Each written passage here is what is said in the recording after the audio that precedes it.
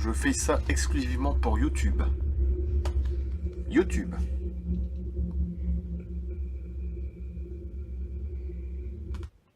Programme spatiaux secrets Alliance extraterrestre tome 3. Histoire cachée de l'Antarctique, le rôle des corporations multinationales dans le développement des programmes spatiaux secrets. Voilà. Je pense qu'on aura compris un peu avec les drapeaux, les ovnis derrière, Onebu, Vril, Nazi, les entités pradimites, les extraterrestres, les bunkers, l'Antarctique, les pyramides, etc. Je ferai que pour YouTube cette vidéo-là, hein, d'accord, que ce livre-là. Hein. Parce qu'après j'ai Vimeo, vous pouvez me suivre aussi sur Vimeo, c'est pas compliqué, c'est pareil, c'est UFO Black Knight 59, vous pouvez me suivre dessus aussi. Voilà. Le continent antarctique est sur le point de révéler les secrets les mieux gardés et ses mystères les plus anciens.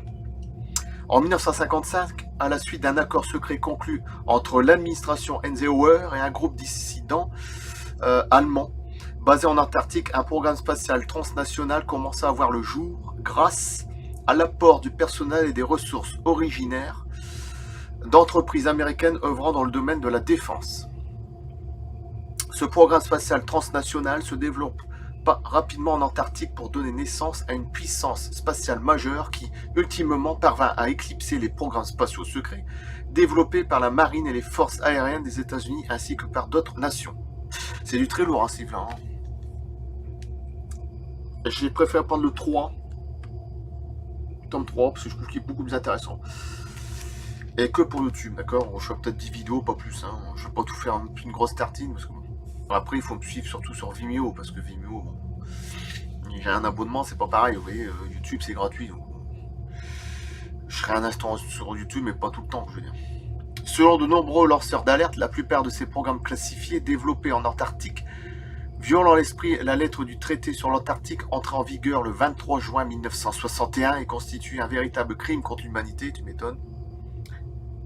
Michael Salla, qui a eu le courage de révéler l'identité des principales entreprises impliquées dans le développement de ces programmes illégaux, a également expliqué comment la vérité était sciemment dissimulée aux actionnaires de ces entreprises et au grand public. Aujourd'hui, en raison de l'activité volcanique croissante qui entraîne la fonte de la calotte glaciaire, les secrets les mieux gardés de l'Antarctique, écoutez bien, sont peu à peu révélés, exposant ainsi d'anciens artefacts et des vestiges d'engins spatiaux d'origine extraterrestre qui se sont écrasés au sol en Antarctique.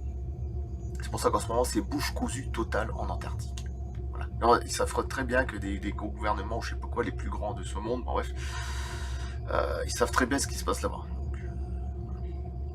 Sachant que la fonte de la calotte glaciaire révélera bientôt ce qui est jusqu'alors caché. Je vous signale que le livre est 2018, je crois pas si vieux, hein. 2019, je ne sais plus.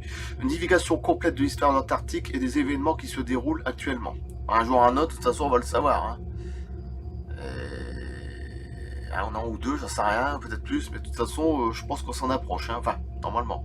Soit le développement de nombreux programmes spatiaux sous l'égide d'entreprises transnationales permettrait de transformer radicalement le devenir de notre planète, certainement en termes technologiques et historiques, mais aussi en révélant la manipulation de Deep State, le gouvernement derrière les gouvernements. Voilà. Le tome 3. D'accord. On va être même sur pause pour relire ce que je vais te dire. Et c'est du très lourd. On voit le petit ovni là-bas. Là. C'est du très très lourd. Monstrueux. Il y a plein de trucs dedans.